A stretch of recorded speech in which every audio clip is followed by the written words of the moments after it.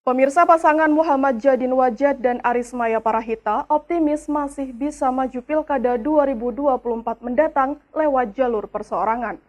Hal itu menyusul terbitnya peraturan KPU nomor 1002 yang baru disahkan pada 23 Juli 2024 lalu. Sebagaimana diungkapkan oleh Muhammad Djadin Wajad, Gus Djadin, dalam jumpa pers yang digelar di kediamannya di Kelurahan Jember Kidul, Kecamatan Kaliwates, Kamis malam. Sebelumnya Gus Djadin sebagai bacabub bersama Arismaya sebagai bacawabub gugur dalam pencalonannya di Pilkada 2024 lewat jalur perseorangan. Hal itu pasca pencalonan mereka dianulir oleh Komisi Pemilihan Umum pada 17 Juli 2024 kemarin lantaran tak memenuhi syarat dukungan yang disyaratkan. Cukup disayangkan mengingat kekurangan dokumen dukungan yang disetorkan oleh Gus Djadin Arismaya kala itu hanya 1.824 dukungan saja atau kurang dari 2% total dukungan yang diserahkan. Meski telah mencoba segala cara untuk bernegosiasi, keduanya tetap tidak dapat melanjutkan pencalonan sebagai pasangan calon bupati dan calon wakil bupati lewat jalur perseorangan karena ditolak oleh sistem KPU yang tertutup secara otomatis setelah melewati tenggat waktu. Meski begitu, kini Gus Djadin kembali optimis dapat maju pilkada kembali pasca terbitnya peraturan KPU RI nomor 1002 pada 23 Juli 2024 lalu tentang pedoman teknis pemenuhan syarat dukungan pasangan calon perseorangan. Gitu ya, sudah tidak ada, artinya gini, dari proses perbaikan tetap ada, karena itu kan terkait dengan aturan yang berkaitan dengan proses perbaikan setelah verbal kan gitu kan.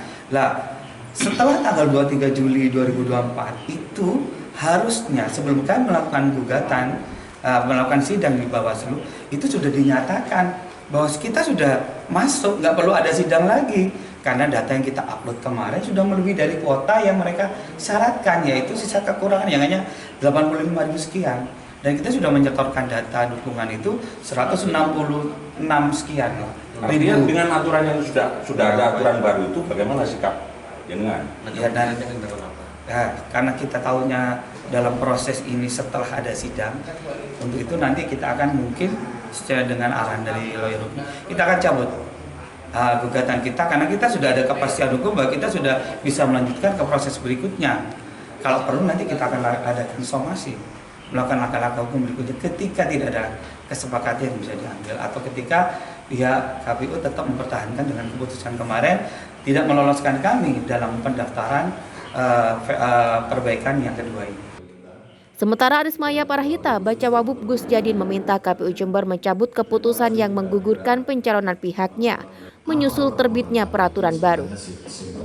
Sederhana kan, KPU kan sudah mengeluarkan keputusan untuk menolak karena keterlambatan itu harus dicabut. Kalau terkait sengketa sendiri Pak, sampai kapan deadline? Gimana? Sidang sengketa itu sampai kapan? Kalau berdasarkan aturan lama kan besok itu sudah kesimpulan aturan lama. Ya, kalau aturan baru sebenarnya sidang itu nggak perlu ada. Kan begini kan tidak perlu ada sidang, tidak perlu ada sidang. Harus batal dengan sendiri. Harus batal demi hukum. Demi konstitusi. Selanjutnya pasangan Gus Djadin dan Arismaya akan berupaya maju kembali pada kontestasi pemilihan bupati dan wakil bupati melalui kuasa hukum mereka yang telah ditunjuk. Ana Sidaya, FTV Jember, melaporkan.